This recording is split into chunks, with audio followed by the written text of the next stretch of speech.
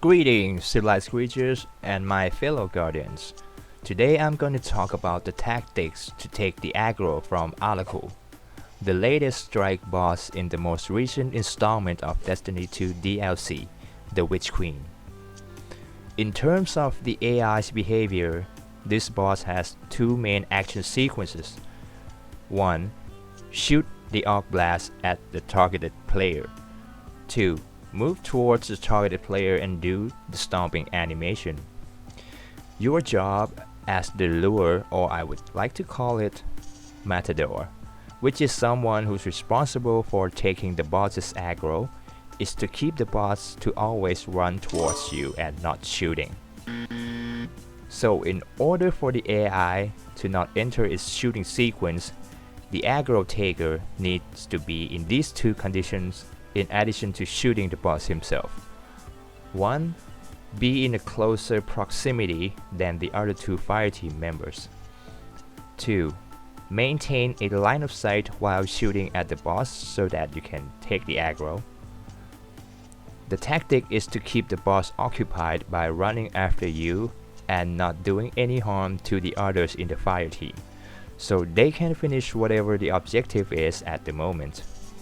Preferably, you want the boss to be chasing you on the ground and not on the outer ring of the arena. Once you get the boss to aggro on you, try to lower him downstairs and start running towards the 4 pillars around the arena.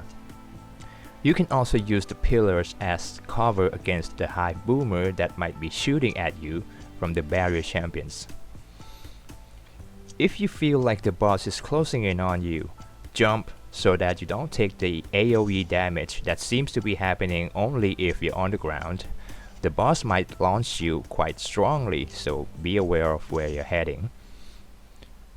Speaking about the flow of the encounter, there are particularly 3 instances where you need to be strictly trying to take the aggro to avoid casualties. These are: 1. After the first shutdown, execute the Lightblade's disciples or the arc-shielded Hive Knight with the sword that you're supposed to leave him alive in order to prep for the next stage.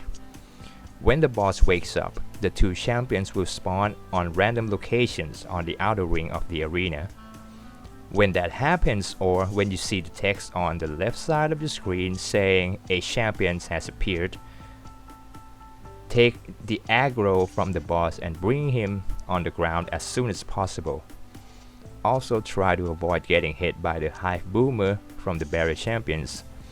Taking 2 shots of those can get you insta-kill even if you have 100 resilience.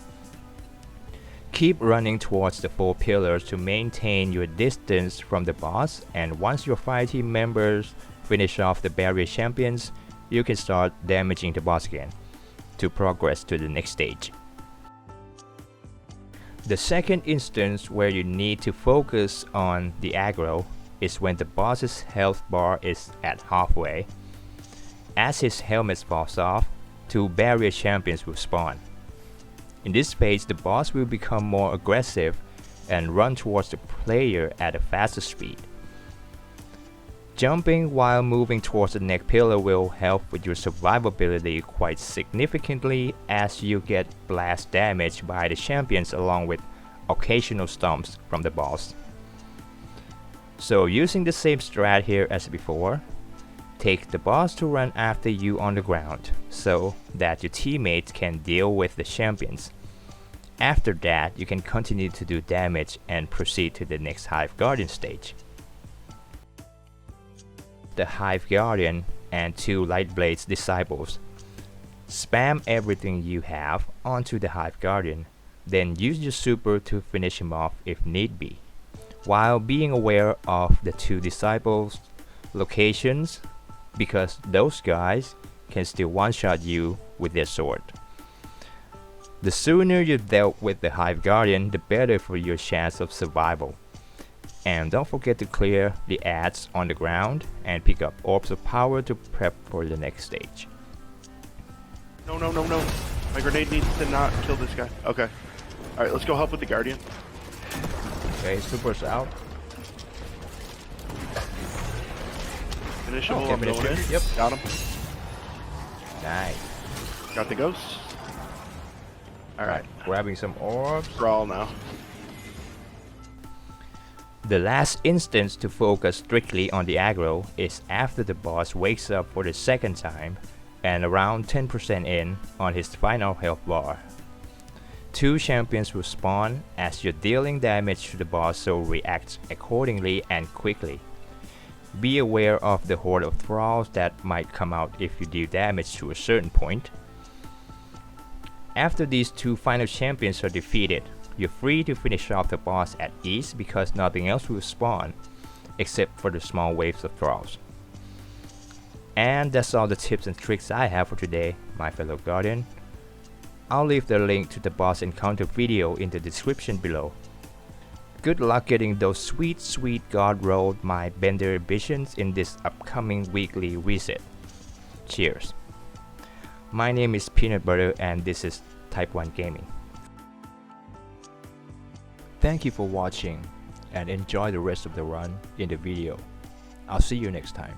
Is there one more in the champs? No. Just the acolyte. Yep. Oh, okay. Alright, I have 1 rocket left. Fuck. Ah, shit. I'm coming over near you, Sabers. Alright, I'm gonna give you galley.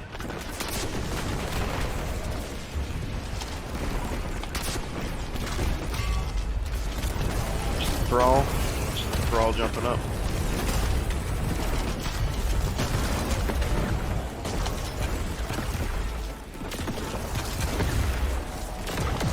Let's go! Nice. Platinum champs. 4 exotic engrams. That's cool. And platinum. Okay, so those Platinum 2 champs. dudes in the beginning we can skip definitely. Yeah. Confirmed.